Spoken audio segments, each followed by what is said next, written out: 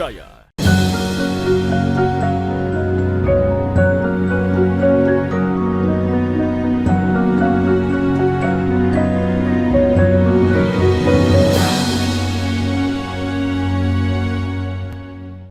Bismillahirrahmanirrahim. Assalamualaikum warahmatullahi wabarakatuh. Alhamdulillahi rabbil alamin. Alladzi man tawassala ilaihi bisidqi niyatin kafa. Ashhadu an la ilaha illallah wahdahu la syarikalah. Wa ashhadu anna Muhammadan abduhu wa rasuluh la nabiyya ba'dah. Allahumma salli wa sallim wa barik ala nabiyyikal karim sayyidina wa maulana Muhammadin sallallahu alaihi wasallam wa ala alihi wa sahbihi ajma'in, amma ba'd. Rabbi syrah li sadri wa yassir li amri wahlul 'uqdatam min lisani yafqahu qawli. Pemirsa sekalian, kaum muslimin yang berbahagia, senantiasa kita bersyukur kehadirat Allah Subhanahu wa taala yang alladzi la haula wa la quwata illa billah. Kalau kita mengawali aktivitas pagi hari ini dengan sehat walafiat, yakinkan dalam qalbu setiap kita itu nikmat Allah. Salawat dan salam atas junjungan kita Nabiullah Muhammad sallallahu alaihi wasallam. Pemirsa sekalian, seiring dengan perjalanan hidup kita, itu kita sudah dewasa di dalam beragama.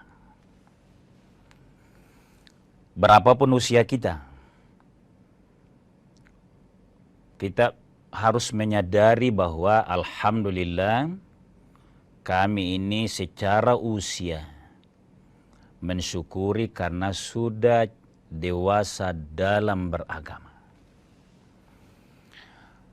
Kalau kesadaran ini ada, maka bagus kalau kita tingkatkan lagi bahwa cara beragama yang baik dan sesuai dengan tuntunan syariah adalah mendahulukan faham agama berdasarkan dalil dengan mengikutkan faham awal kita.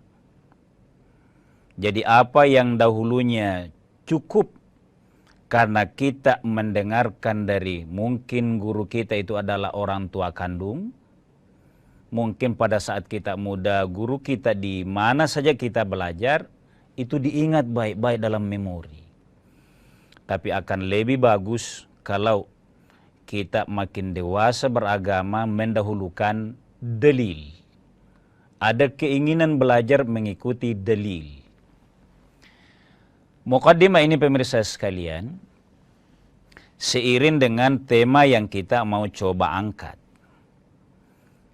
Walau ini sudah fenomenanya banyak di masyarakat, tapi hari ini dengan momen atau di era medsos makin banyak hal yang dipertanyakan oleh kita semuanya. Makanya kita review sedikit.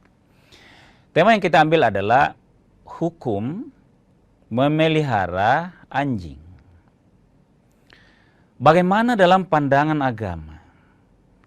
Saya katakan dahulukan dalil karena secara dini saya mencontohkan diri dulu. Di keluarga dan kampung saya, anjing itu dijauhi. Ini makhluk Allah yang satu ini. Maka, bagaimana hukumnya orang yang memelihara anjing? Sebelum hukumnya kita patenkan, ayo kita buka dulu dalil-dalil agama. Nah, izin saya masuk pemirsa sekalian. Kita akan tegaskan faham fikhinya. Faham fikih itu adalah setelah baca dalil, baca Quran, bagaimana maqasid atau maksud ini, baca fikih, baca pendapat ulama, baru fikihnya lahir. Nah, kita mau belajar seperti itu. Nah, ada hadisnya begini, diriwayatkan oleh Muslim. Harus berangkat dari sini dulu. Nabi bersabda, "Idza syaribal kalbu fi ina'i ahadikum." Apabila anjing meminum fi ina'i ahadikum, pada bejana kalian, tempat minum, tempat makan ya, atau piring misalnya, entah karena berteman dengan anjing ataupun karena anjingnya yang memang liar, disembunyikan dia dapat. Misalnya nih, apa perintah Nabi Shallallahu Alaihi Wasallam? Falyughsilhu, hendaklah dicuci. Sab'a marratin, sebanyak 7 kali. Aulahunna biturabi, salah satu di antaranya dengan tanah. Nah, pemirsa sekalian kaum muslimin yang berbahagia, jelas teks hadisnya. Kalau dijilat bejana kita apapun bentuknya, bejana yang disebut karena biasanya anjing cari makan. Tapi kalau ada dijilat yang lain, sama hukumnya. Cuci. 7 kali, salah satu di antaranya bersama dengan tanah. Nah, pemirsa sekalian kaum muslimin yang berbahagia, izin, satu dalilnya sudah bisa kita lanjutkan. Saya tambahkan satu. Nabi SAW bersabda, diriwayatkan oleh Al-Bukhari. Jadi ini kualitas hadis dari segi perawinya, Bukhari, Muslim. Itu cara menurunkan belajar hukum itu. La tadkhulul malaikatu baitan. Malaikat tidak memasuki baitan, satu rumah.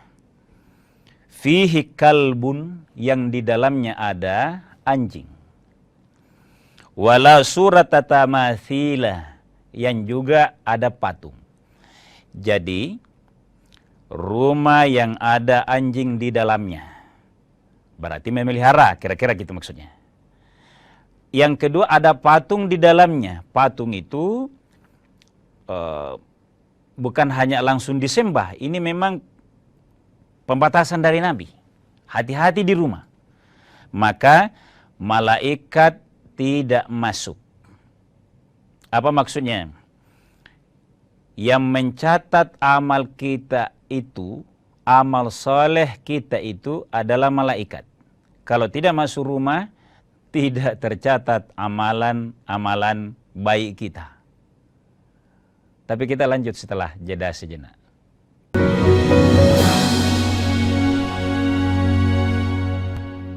Saat menangkap, mengumpulkan, dan mengolah peristiwa, secara paksa oleh penyidik, kami kerahkan upaya terbaik. Ketika menyampaikan berita serta informasi, kami tak sekadar menyapa.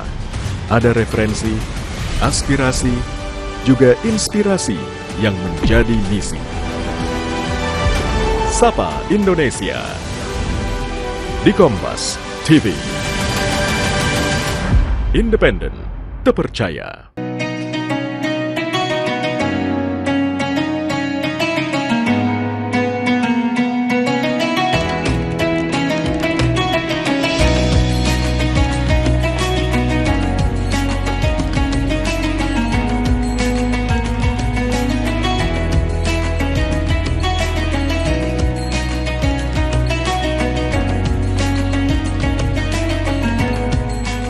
Assalamualaikum warahmatullahi wabarakatuh. Setelah menjalankan ibadah puasa selama bulan Ramadan, kita sambut hari yang suci dengan penuh kebahagiaan. Mari rayakan kebersamaan di hati. Eratkan silaturahmi di hari yang fitri. Selamat Idul Fitri 1445 Hijriah. Minal aizin wal faizin. Mohon maaf lahir dan batin. Wassalamualaikum warahmatullahi wabarakatuh. Informasi terkini dari segala lini Pan Berita Utama akan menyajikan sejumlah informasi menarik yang paling mengundang atensi. Kami kompilasi berita pilihan yang sudah kami siapkan untuk Anda dan jadikan referensi utama untuk Anda. pastikan Anda tetap bersama kami. Terima kasih. Sampai jumpa. Berita utama ikuti pada jam-jam berikut. Live di Kompas TV.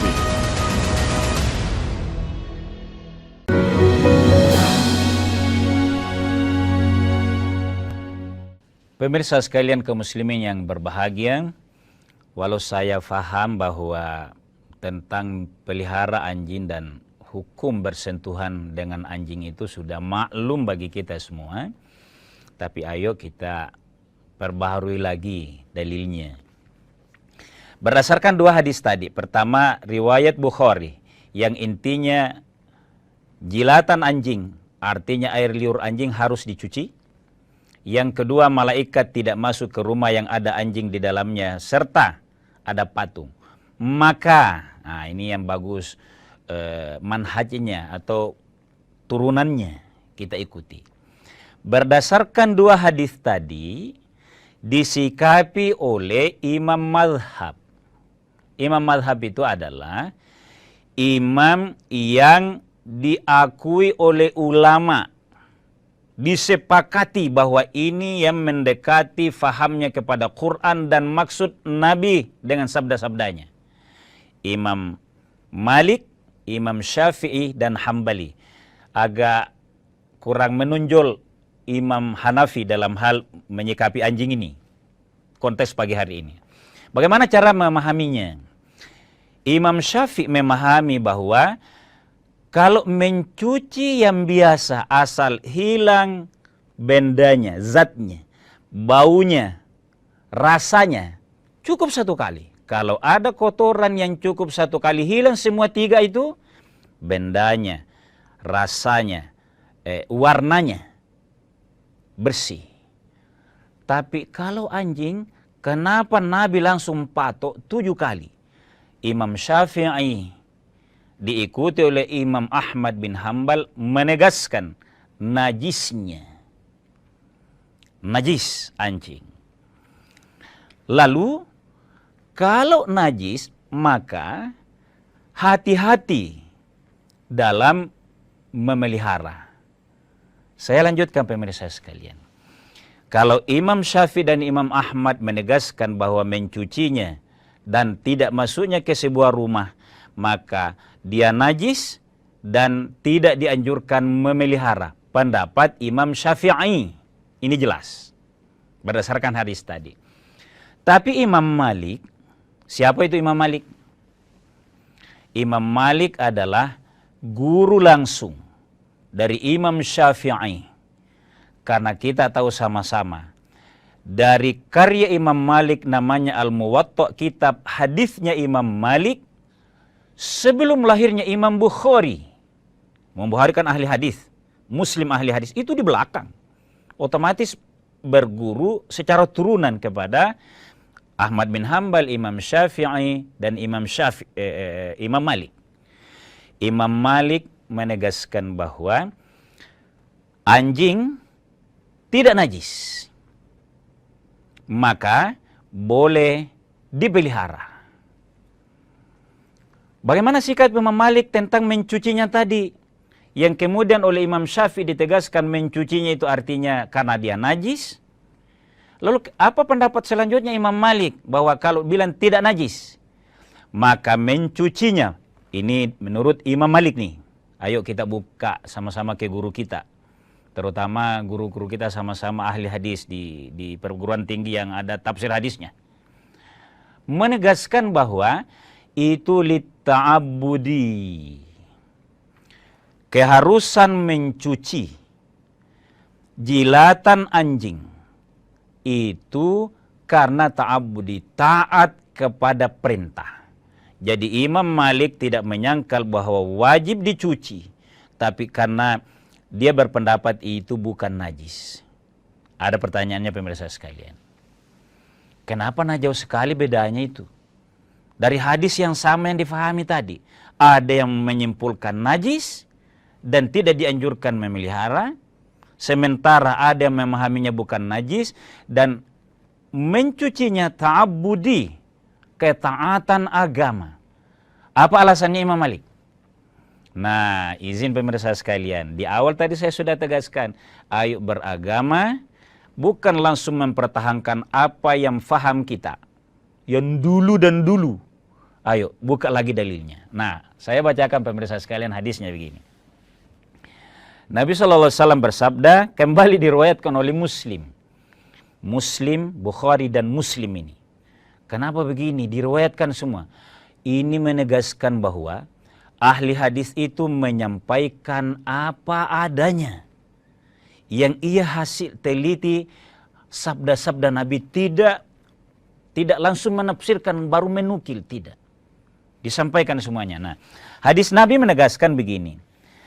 Manik tanah kalban. Barang siapa yang memelihara, itu jelas. Yang memelihara anjing. Bikal bisoidin, laisa bikal bisoidin. Bukan untuk anjing dipakai berburu. Oh, saya pelan-pelan ini pemirsa sekalian. Wala masyatan. Masyatin bukan juga untuk menjaga. Apa yang dijaga? Ya rumah, ya barang-barang. Bisnis misalnya. Kan ada anjing yang begitu itu. Kalau terlatih dengan baik. Wala ardin. Juga anjingnya bukan untuk menjaga kebun. Dari babi, dari apa. Maka, fa'innahu yaqtadi min ajrihi qiratani kulla yaumin. Fa'innahu yanqusu min ajrihi qiratani kulla yaumin. Sesungguhnya yang demikian itu, memelihara anjing bukan untuk berburu, bukan untuk memelihara rumah atau miliklah kira-kira. Dan tidak untuk memelihara kebun, tidak untuk yang tiga ini. Maka mengurangi amal kebaikannya atau pahalanya 2 qirat setiap hari. 2 yang saya menjelaskan pemirsa sekalian. Apa itu qirat? Karena ini pernah ditanyakan oleh para sahabat. 1 qirat itu, Nabi menunjuk Jabal Uhud, bahwa 1 qirat sama besarnya dengan Jabal Uhud. Berarti ini 2. Maka, kalau mengurangi pahala per hari sebesar 2 qirat, maka itu artinya serius. Pahala yang sudah baik pun kita amalkan akan berkurang. Coba hitung pemirsa sekalian. Berapa hebatnya kita beramal per hari. Nah ini berkurang per hari 2 qirat sebesar 2 kali Jabal Uhud itu. Ini lagi-lagi ditafsirkan oleh 2 imam mazhab kita secara berbeda. Imam Malik menegaskan bahwa kalau mengurangi pahala, iya. Tapi faktanya ada anjing yang memang jago. Tergantung dari mendidiknya. Jadi bisa dibayangkan, Imam Malik itu sangat mentoleransi keberadaan anjing. Dan dia memahami bahwa kalau anjing dididik dengan baik, sikap orang ada pelatihnya untuk berburu, untuk menjaga rumah, untuk menjaga di kebun ada. Nah kalau ada ini menyebabkan dia bilang berarti tidak najis dan boleh memelihara. Imam Malik. Jadi sudah 2 pemirsa sekalian pendapat. Kenapa dijelaskan begitu, Ustaz? Agama harus berdasarkan dalil. Kita lanjutkan setelah jeda sejenak.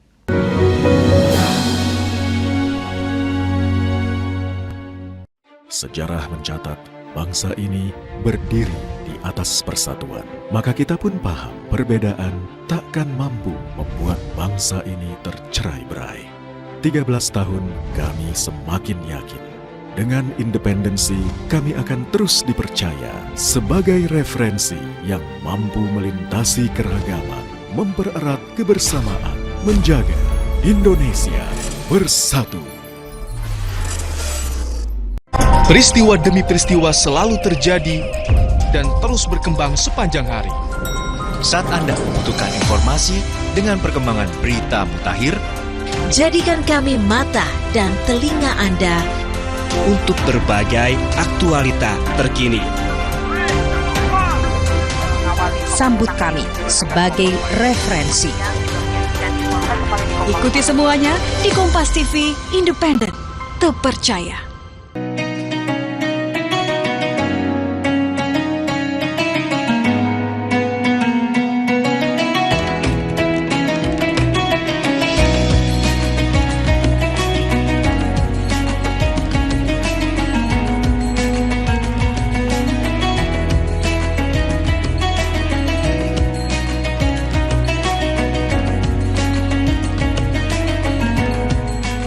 Assalamualaikum warahmatullahi wabarakatuh.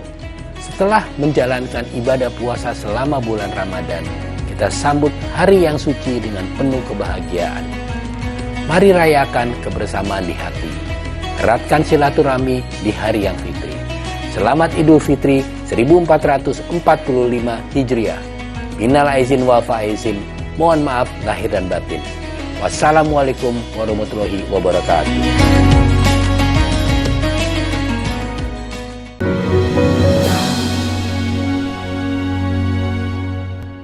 Pemirsa sekalian kaum muslimin yang dimuliakan oleh Allah Subhanahu wa taala, jadi saya tentu sangat belajar sehingga mencoba mengkomparasi dua dalil.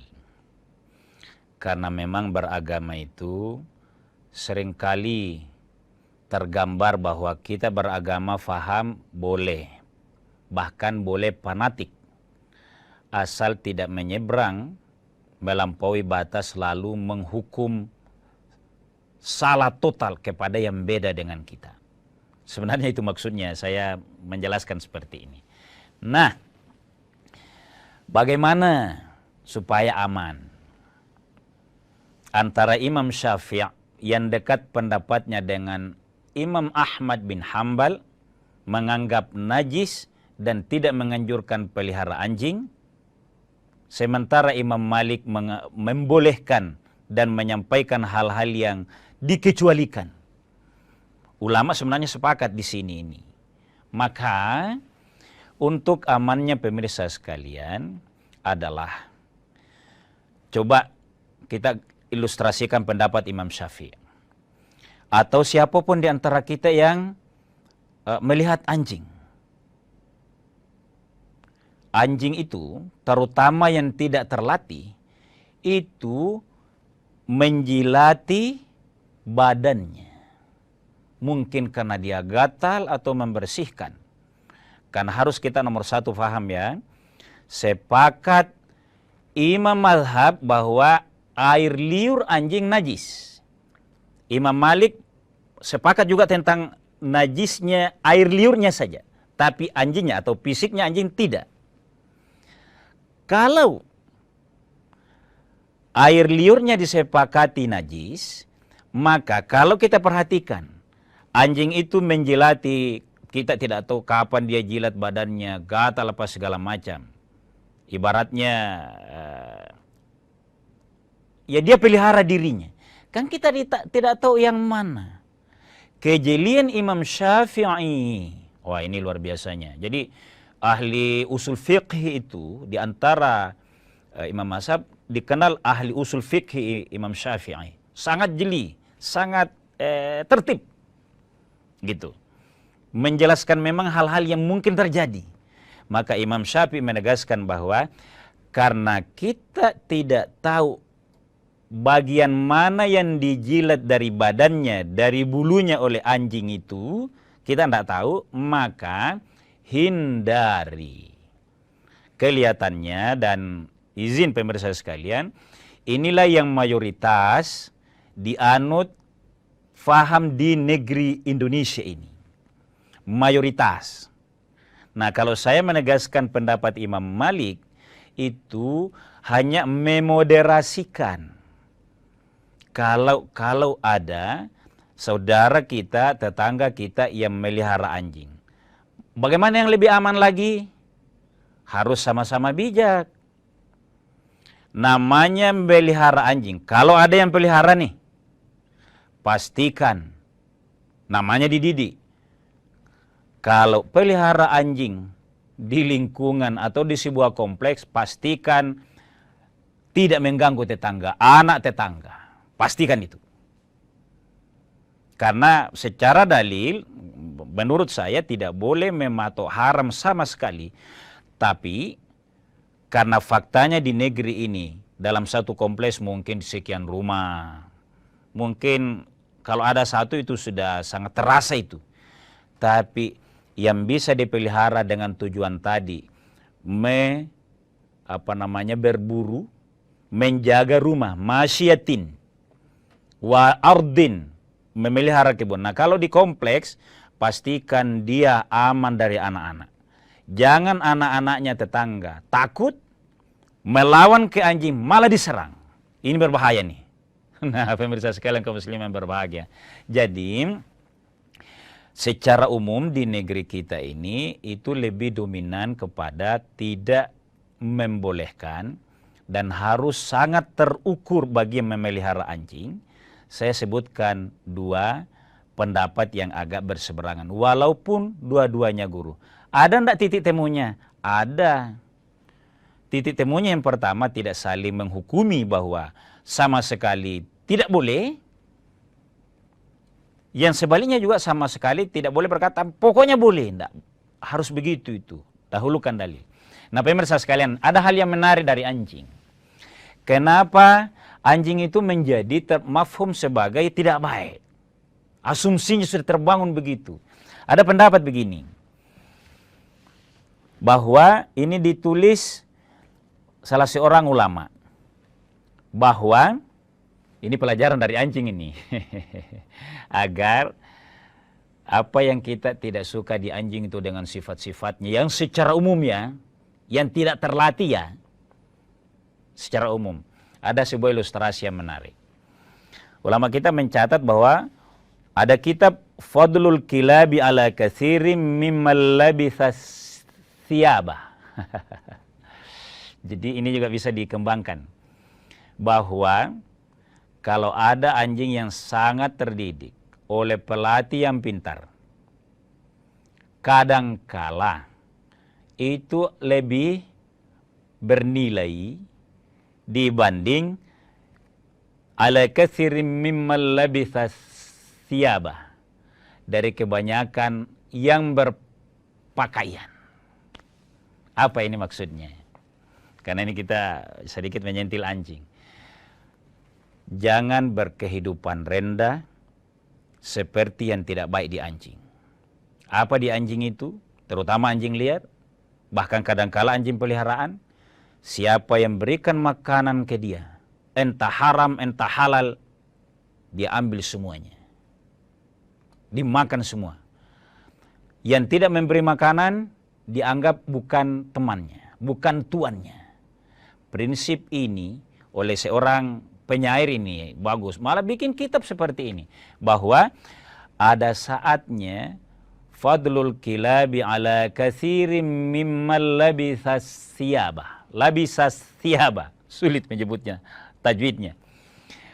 Daripada yang berpakaian, menyindir manusia yang dekat-dekat perilakunya. Itu untuk syair yang menyentil bahwa kenapa banyak dihindari anjing. Kalau air liurnya disepakati najis dan badannya serta kulitnya serta bulunya itu terbagi dua ulama, maka ada memang sifat-sifat yang tidak baik pada anjing itu. Maka manusia, pelajarilah itu.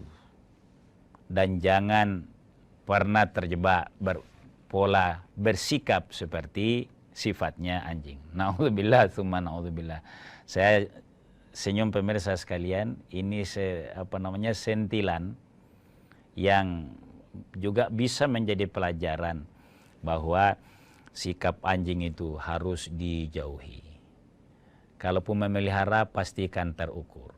Pemirsa sekalian kaum muslimin dimuliakan oleh Allah, terbatas, tapi mudah-mudahan ada manfaatnya. Sekian dan demikian. Wallahu a'lamu bissawab. Wassalamualaikum warahmatullahi wabarakatuh.